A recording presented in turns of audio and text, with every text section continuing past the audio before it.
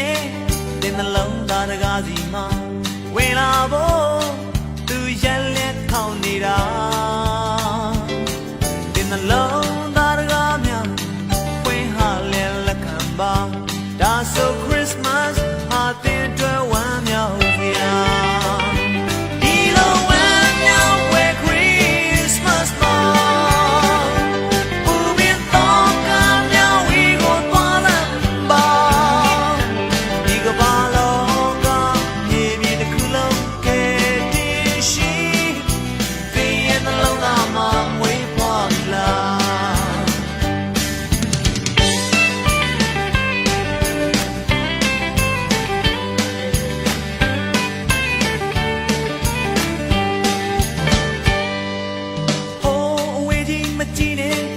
နှလုံးသားတကားစီမှာ